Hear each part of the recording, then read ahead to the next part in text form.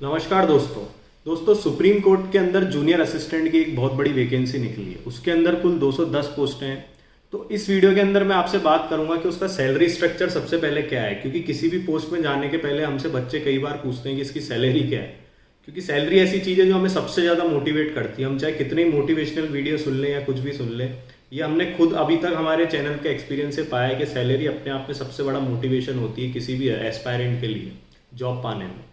तो इसका जो सैलरी स्ट्रक्चर है, जो नोटिफिकेशन के अंदर उसके अंदर जो लिखा है, उसके अंदर सुप्रीम कोर्ट ऑफ इंडिया का जो नोटिफिकेशन आया उसमें लिखा है कि gross salary as per existing rate of allowances including, यानी लगभग इन्होंने एचआरए इंक्लूड करके अप्रॉक्स 63,000 लिखा है। एग्जैक्ट इसका जो फिगर है वो है 63,668। तो ये जो सैलरी है, ये हम जब क्लरिकल पोस्ट जो दूसरे डिपार्टमेंट में होती है, क्योंकि ये जूनियर असिस्टेंट की पोस्ट है तो हम इसे क्लरिकल से कंपेयर करेंगे, तो एक नॉर्मल बैंक क्लर्क से अगर हम कंपेयर करें इसकी सैलरी, तो बहुत अच्छी सैलरी है। यहाँ तक कि जो बैंक ऑफिसर होता है लगभग उसके बराबर की सैलरी इसकी स्टार्टिंग लेवल पे सुप्रीम कोर्ट आपको दे रहा है। तो पहली चीज़ तो मैं आप लोग को ये बोलना चाहूँगा इसके अंदर कि जो भी बच्चे इसकी तैयारी कर रहे हैं तो वो इसकी तैयारी बहुत अच्छे से करें। यहाँ तक कि मैं कहता हूँ कि अगर वो बैंक पीओ की तैयारी कर रहे हैं तो उससे थोड़ा ज़्यादा एफर्ट लगा के तैयारी करें, क्योंकि इस तरह की वैकेंसीज बहुत कम आती है। सुप्रीम कोर्ट अपने आप में ही एक ब्रांड है। अगर आप वहाँ जॉब करने जाओगे तो आपको बड़ा प्राउड फील होगा जब आप सोसाइटी में रहोगे। और साथ साथ जो आपका वर्क प्रेशर रहता है और भी जो काफ़ी सारे फैक्टर हैं, क्योंकि ये नॉन फाइनेंशियल सेक्टर है, जुडिशरी पूरे तरीके से एक सोशलिस्ट तरीके से रन करती है। वहीं अगर हम बैंकिंग या फाइनेंशियल सेक्टर को देखें तो उसमें थोड़ा कैपिटलिज्म आता है और फाइनेंशियल सेक्टर जो है उसमें टारगेट बेस्ड वर्क ज़्यादा रहता है। तो स्टार्टिंग में ही मैं आपको थोड़ा सा मोटिवेट करना चाहूँगा कि इस जॉब की अगर आप तैयारी कर रहे हैं तो थोड़ा सा लाइटर नोट पे ना करके थोड़ा सा हार्डवर्क करके इसकी तैयारी करें। जितना बैंक पीओ की तैयारी करते हैं उससे थोड़ा ज़्यादा एफर्ट लगा के ही करें, क्योंकि ऐसे मौके बहुत कम आते हैं जब एस्पायरेंट तैयारी करते हैं और जब बाद में उनका सिलेक्शन हो जाता है। तो कई बच्चों से हम बात करते हैं तो वो ये बोलते हैं कि सर हमारे टाइम पे वैकेंसी नहीं आई थी और अब जॉब करते हुए हमारी तैयारी इतनी अच्छे से नहीं हो सकती। तो इसलिए जो लोग फ्रेशर हैं उनको तो मैं खास तौर पे कहना चाहूँगा कि वो इसकी तैयारी बहुत अच्छे से करें। अब मैं इसकी कुछ चीज़ें आपको बताना चाहता हूँ जो प्रिपरेशन स्ट्रेटेजी में आपको काफ़ी सारी मदद करेगी। सबसे पहले हम आधे मिनट के अंदर इसका देख लेते हैं कि एजुकेशनल क्वालिफिकेशन की अगर हम बात करें तो इसके अंदर बैचलर्स डिग्री मांगी है। अब वो चाहे फर्स्ट सेकंड थर्ड डिवीजन ऐसा कुछ नहीं लिखा है, केवल आप क्वालिफाई होने चाहिए। अगर आपने डिस्टेंस मोड से करी है तो वो भी वैलिड रहेगी। इसके अलावा इन्होंने desirable knowledge of computer operations मांगा है, तो वो आजकल सभी में होती है। जो ग्रेजुएशन तक कोई ना कोई किसी ईयर में कोई सब्जेक्ट कंप्यूटर पढ़ता ही है तो उसको नॉलेज रहती है। एज क्राइटेरिया मैंने बता ही दिया था स्टार्टिंग में वीडियो के कि 18 से 30 साल है एज ऑन 1 जुलाई। अब अगर हम इसके अंदर एक दो चीज़ों की बात करें, देखो डिफरेंस कहाँ क्रिएट होगा, मैं आपको जब स्कीम ऑफ एग्जामिनेशन है इसका उसकी स्ट्रेटेजी मैं आपको बताऊंगा, जब आप थोड़ा ध्यान से सुनना कि इसके अंदर इन्होंने पहले लिखा है 100 क्वेश्चन, उसके अंदर 50 क्वेश्चन जो हैं वो अंग्रेजी के हैं इंक्लूडिंग कॉम्प्रीहेंशन। उसके बाद 25 क्वेश्चन इन्होंने जनरल एप्टी के दिए हैं और 25 जनरल नॉलेज के दिए हैं। इसके बाद 25 क्वेश्चन जो हैं वो कंप्यूटर नॉलेज के पूछे जाएंगे। टाइमिंग आपका 2 घंटे का रहेगा।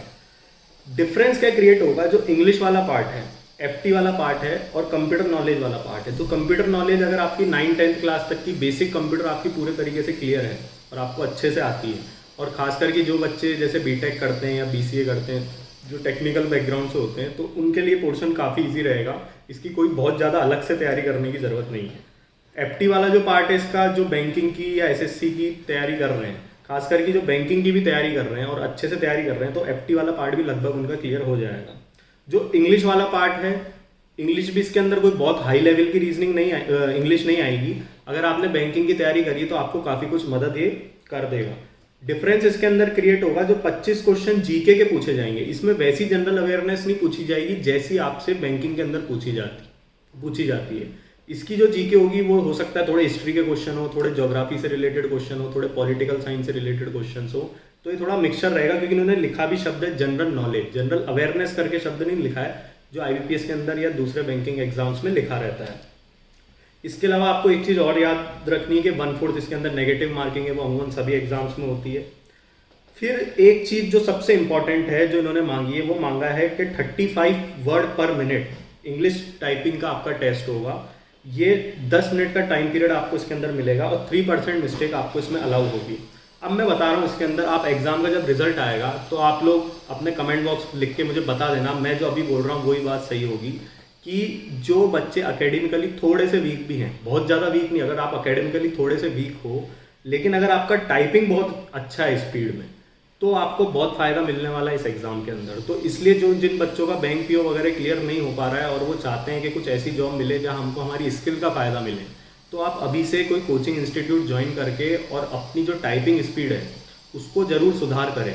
क्योंकि अगर आपका ऊपर वाले पोर्शन में थोड़ा नंबर कम भी आ रहा है तो नीचे वाले पोर्शन से आपका काफ़ी कुछ कवर हो सकता है, क्योंकि जो इसकी फाइनल कट ऑफ बनेगी वो सुप्रीम कोर्ट ऑफ इंडिया ने स्पष्ट तौर पे लिखा है कि जो एग्रीगेट मार्क्स होंगे उसके बाद ही वो इंटरव्यू का जो मेरिट लिस्ट है वो डिसाइड करेंगे।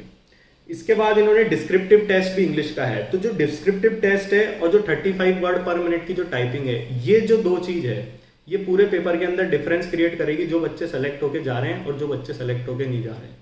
क्योंकि जो टाइपिंग है वो आजकल कई बच्चे जो हैं वो टाइपिंग सीखते नहीं है, वो सोचते हैं हम बड़ी आसानी से लैपटॉप कंप्यूटर पे वर्क करते हैं तो हमारा हो जाएगा, लेकिन वो जो 10 मिनट प्रेशर वाला जो टाइम होगा उस पूरे एटमॉस्फेयर का बार बार एक्सपीरियंस करने के लिए आपको या तो कोई जहाँ पे टाइपिंग सिखाई जाती है ऐसे कोचिंग इंस्टीट्यूट ज्वाइन करने पड़ेंगे, तभी आप उस चीज़ से यूज टू हो पाओगे।